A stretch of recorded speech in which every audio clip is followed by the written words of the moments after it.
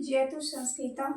मैं पूनम मैम संस्कृत संगम YouTube channel में आप सभी को स्वागत करती हूँ। तो मैं आज सर्वनाम के साथ विधि लिंग लकार के सूत्र लेकर आई हूँ और विधि लिंग लकार में अनुवाद बनाने के लिए जो मतलब नियम है मैं इसे बताने जा रही हूँ।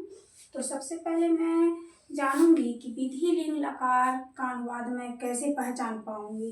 तो इसके लिए मैं यहाँ लिखी हूँ कि क्रिया में चाहिए लगा रहे। जब क्रिया में चाहिए लगा रहे तो हम समझेंगे कि विधि लिंग लकार का अनुवाद है। तो इसके लिए यहाँ पे है जैसे सह है, सर्वनाम है। सह मीन्स वह, तव मीन्स वे दोनों, ते मीन्स वे लोग। तो शह के साथ विधि लिंग में एत का प्रयोग होता है। तव के साथ एताम का प्रयोग होता है। ते के साथ ए युह का प्रयोग होता है।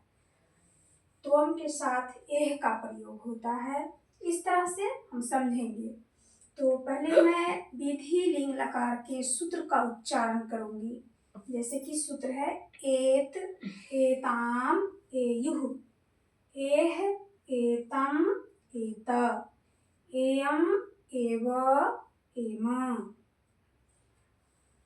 तो ये विधि लिंग लकार के अनुवाद बनाने के लिए जो यहाँ पर ए है तो डायरेक्ट हम धातु में ए नहीं जोड़ सकते हैं।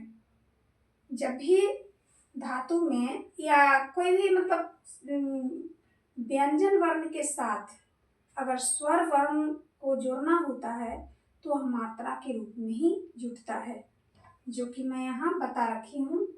सूत्र में जितने भी ए देख रहे हैं, ये ए है, ए है, ए है, जितने भी ए है तो जितने भी मतलब ए देख रहे हैं सारे ए धातु में मात्रा, जैसे ए की मात्रा है, ए के रूप में माने इस मात्रा के रूप में जोड़ेंगे। जैसे कि मैं यहाँ बना रखी हूँ पठ धातु है और ये एत जुटा है इसमें, तो ये एत है। तो ये जो है ए के लिए यहाँ पर ए मात्रा है और तो जो बचा ये जोड़ दिए हैं। पठेतम, इस तरह पठ धातु हुआ और एताम, तो ए की ये मात्रा है और ताम, ताम जो है वो यहाँ पे जोड़ दिए। इसी तरह से अब हम अनुवाद बनाएंगे और कर्ता के अनुसार जो धातु होगी उसमें जो सूत्र क्या जोड़ेंगे वो हम आप दिखा पाएंगे आपको। तो यहाँ पर है सबसे पहले तो इसका अनुवाद हम इस तरह लिखेंगे, उसे पढ़ना चाहिए।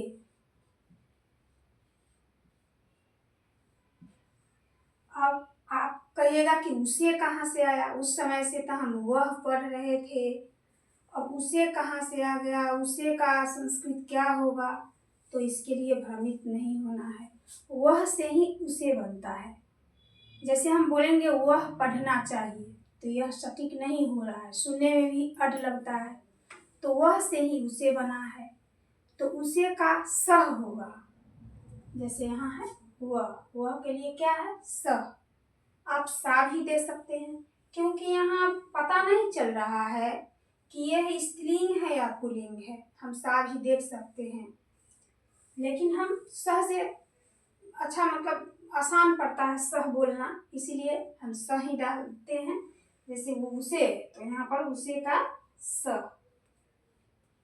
और पढ़ना चाहिए तो पढ़ना का धातु यहाँ है पढ़ना, तो पठ, तो पढ़ना है तो हम यहाँ पे पठ रखेंगे, ये धातु है। और इसमें सह कर्ता है, इस कर्ता यह है स, इस कर्ता के अनुसार इस सूत्र का प्रयोग होता है। तो सह वाला बनाए हैं या सह वाला बनाएंगे तो ये सूत्र जोड़ेंगे। तो यहाँ पे हम सूत्र जोड़ेंगे ए है, तो ए के बारे में हम पहले भी बताए हैं। ए की मात्रा डाल दिए, ए है, यही ए की यहाँ पे मात्रा डाले हैं, बच गया तो को जोड़ देंगे, हो गया सह पठे। इसका अर्थ है उसे पढ़ना चाहिए, एकदम आसान। अब हम ए वाला बनाएंगे, वे दोनों वाला। वे दोनों को खाना चाहिए।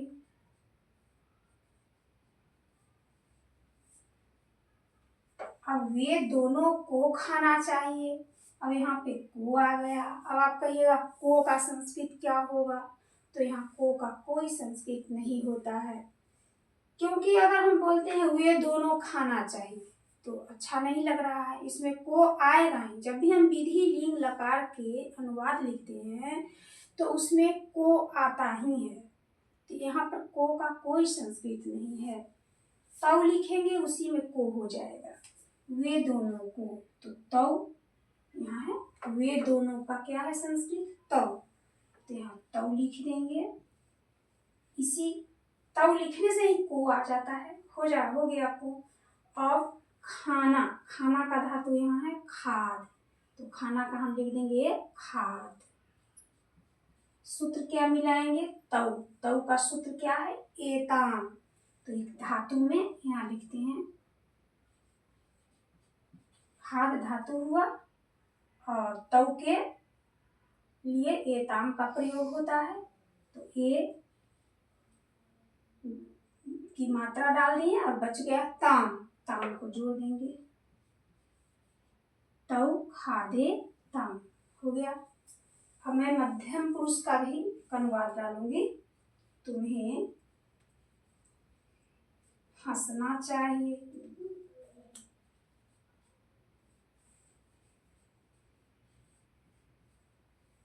अब तुम्हें है, तुम से ही तुम्हें बना है, तो हम यहाँ तुम लिखेंगे। हम अनुस्वार भी दे सकते हैं, क्योंकि आगे व्यंजन वर्ण आने वाला है, तो अनुसार ही अच्छा होगा। आप तुम के लिए आप म हलंत भी दे सकते हैं, लेकिन व्याकरण की दृष्टि से थोड़ी सी गलती होगी, क्योंकि आगे स्वर वर्ण नहीं है बल्कि व्यंजन वर्ण आ रहा है, इसलिए। तो तुम आप ऐसे भी दे सकते हैं। हंसना का धातु वहाँ देख सकते हैं, हंसना का हंस होता है, इसे हंसना का धातु होता है हंस, हंसनी से होता है हंसना, तो यह हंसना हंसना है। हंसना का धातु हंस, हंस। अब तुम करता है, यहाँ देखिए तुम का क्या है तुम कर्ता के लिए एह का प्रयोग होता है, तो हम एह है, तो ये जो ए है इसकी मात्रा यहाँ डाल देंगे, बच गया विसर्ग, इसको यहाँ डाल दिए, हो गया तुम हंसे, तुम्हें हंसना चाहिए। एक उत्तम पुरुष यहाँ पर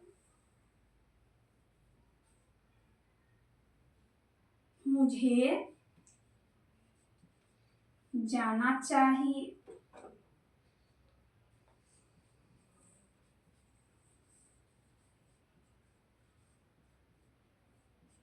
अब मुझे है, तो मुझे मैं से बना मुझे, तो मुझे मतलब भ्रमित नहीं होना है कि मुझे का क्या होगा, मैं से ही मुझे बना है, तो मैं का जो संस्कृत होगा वही मुझे का भी होगा।